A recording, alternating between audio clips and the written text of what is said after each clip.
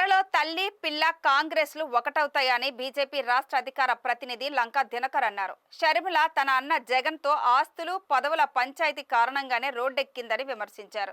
ఆస్తి పంచాయతీ సర్దుబాటు చేసుకున్న తర్వాత కాంగ్రెస్ వైఎస్ఆర్సీపీ కలిసిపోతాయన్నారు. కుటుంబ తగాదాలను ప్రజల బాధలుగా మార్చే షర్మిల మాటలు పట్టించుకోవలసిన అవసరం లేదన్నారు. నాడు వైఎస్ రాజశేఖర రెడ్డి నుంచి నేడు వైఎస్ జగన్ వరకు అందరూ కూడా తిరుమల తిరుపతి దేవస్థానము హిందూ దేవాలయానికి వ్యతిరేకంగా ఉండే భావజాలంతోనే పనిచేశారు. రాజశేఖర్ రెడ్డి హయాంలో టీటీడీలో మొదలైన దోపిడీ వైఎస్ఆర్సీపీ అధికారంలోకి వచ్చిన తర్వాత ఇంకా ఎక్కువైందన్నారు. తన తండ్రి భావజాలంతోనే జగన్ కూడా పనిచేశారని మండిపడ్డారు. జగన్ టీటీడీని దోచుకున్నారని, వెంకటేశ్వర స్వామి నిధుల్ని అడ్డుగోలుగా దోపిడీ చేశారని లంకా దినకర్ మండిపడ్డారు. హిందూ దేవాలయాల్లో హిందువులను మాత్రమే ఉద్యోగాల్లో నియమించడం ద్వారా ఇటువంటి అరాచకాలను కట్టడి చేయాలని కోరారు. బాధ్యతారాహిత్యంగా కేవలం అధికారం కోసం మాత్రమే కాంగ్రెస్ పార్టీ, అలాగే కాంగ్రెస్ పార్టీ అనేటటువంటి ఒక విషవృక్షంలో నుంచి రాలినటువంటి విత్తనాలుగా ఇవాళ విషవృక్షాలుగా రాష్ట్రంలో మారినటువంటి వైసీపీ లాంటి పార్టీలు కానీ ఏ విధంగా దేశంలో అభివృద్ధిగా జరగకుండా భారతదేశాన్ని వెనక్కి నెట్టివేయాలి, ప్రజలు అభివృద్ధిలో భాగస్వామ్యం కాకూడదని కాంగ్రెస్ పార్టీ రాహుల్ గాంధీ గారు ఎలా అనుకుంటున్నారో, రాష్ట్రం అభివృద్ధి జరగకూడదు, రాష్ట్రం వెనకబడిపోవాలి, రాష్ట్రంలో ప్రజలు ఇబ్బందులకు గురి కావాలని ఇక్కడ వైఎస్ఆర్సీపీ పార్టీ నాయకులు, ముఖ్యంగా జగన్మోహన్ రెడ్డి గారి యొక్క ఆలోచన మనం చూస్తూనే ఉన్నాం. కాంగ్రెస్ పార్టీ రాష్ట్ర అధ్యక్షురాలుగా చాలామంది అవుతున్నటువంటి షర్మిల గారిని చూస్తూ ఉన్నాం. ఆమె కూడా నిన్న చూస్తే ఆమె చేసేటటువంటి వ్యాఖ్యలు 3 నెలలకి 6 నెలలకు ఒకసారి ప్రాంతాలను మార్చేస్తూ రాజకీయాలు చేస్తున్నటువంటి పరిస్థితి ఆమెని కూడా గమనించాం.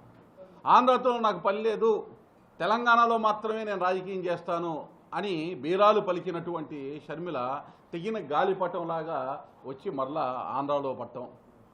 దీన్ని ఒకసారి పూర్వపరాలని పరిశీలిస్తే ఎట్లా ఉందంటే, షర్మిల గారు తన అన్న జగన్మోహన్ రెడ్డి గారు యొక్క ఆస్తుల పంచాయతీ ఏదైతే ఉందో దానికోసమే రోడ్డు ఎక్కినట్టు కనపడతా ఉంది. ఒకసారి తెలంగాణలో, ఒకసారి ఆంధ్రాలో. అలాగే తెగిన గాలిపట్టంలాగా ఒక దిక్కుతోచని విధంగా ఎటు పడితే అటు పరిభ్రమిస్తా ఇష్టం వచ్చినట్టు ఇష్టానుసారంగా మాట్లాడేటటువంటి వ్యాఖ్యలు మనం చూస్తూ ఉన్నాం.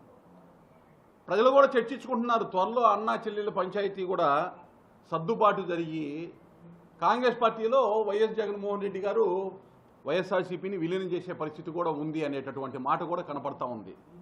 బాలినేని శ్రీనివాసరెడ్డి గారు నిన్ననే వైసీపీ పార్టీకి రాజీనామా చేశారు. ఇదే రకమైనటువంటి అంశాన్ని వారు తెలియజేశారు. ఎన్నికల ముందు ప్రధానమంత్రి నరేంద్ర మోడీ గారు ఆంధ్రప్రదేశ్లో పర్యటిస్తూ తల్లి పిల్ల కాంగ్రెస్ రెండూ కూడా ఒకటే, ఓట్ల చీలికతోటి అన్నకి ఉపయోగపడేటటువంటి విధంగా ఇక్కడ కార్యాచరణ మొదలుపెట్టిందనేటటువంటి వ్యాఖ్య ఏదైతే ఉందో అది క్రమానుగతంగా అది వాస్తవం అయ్యే పరిస్థితి కనబడతా ఉంది. పైకి మాత్రమే విమర్శలు, లోపల పంచాయతీ ఏంటంటే ఆస్తుల పంచాయతీ, పదవుల పంచాయతీ, అంతకు మించి వాళ్ళిద్దరి మధ్య ఏ విధమైనటువంటి ఇది లేదు. ఇక్కడ ఎట్లా ఉందంటే వైఎస్ ఫ్యామిలీలో వైఎస్ రాజశేఖర రెడ్డి గారి ఫ్యామిలీ వాళ్ళ కుటుంబ తగాదాలు ప్రజల బాధల్లాగా వాళ్ళు ఫీల్ అవుతూ ఉన్నారు. వాళ్ళు చూస్తూ ఉంటే ప్రజల మీద రుద్దేటటువంటి ప్రయత్నం చేస్తున్నారు వాళ్ళ కుటుంబంలో ఉండేటటువంటి అంతరాలని.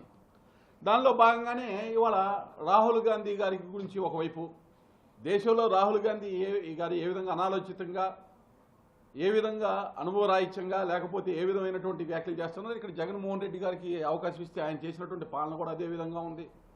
రాహుల్ గాంధీ గారు విదేశాలకి, దేశంలో పార్లమెంట్లో ఆయన మాట్లాడిన తీరు ప్రజలు గమనించారు. విదేశాలకు వెళ్ళి విదేశాల్లో కూడా భారతదేశ పరువు ప్రతిష్టలను ఏ విధంగా మంటగలిగేటటువంటి విధంగా ఆయన మాట్లాడారో కూడా తప్పనిసరిగా కనబడుతుంది. ఈ విధంగా విదేశాలకు వెళ్ళి భారతదేశం మీద ఈ విధంగా మాట్లాడినందుకు కాంగ్రెస్ పార్టీ రాహుల్ గాంధీ ముందు ప్రజలందరూ కూడా బేషరతుగా క్షమాపణ చెప్పాలి.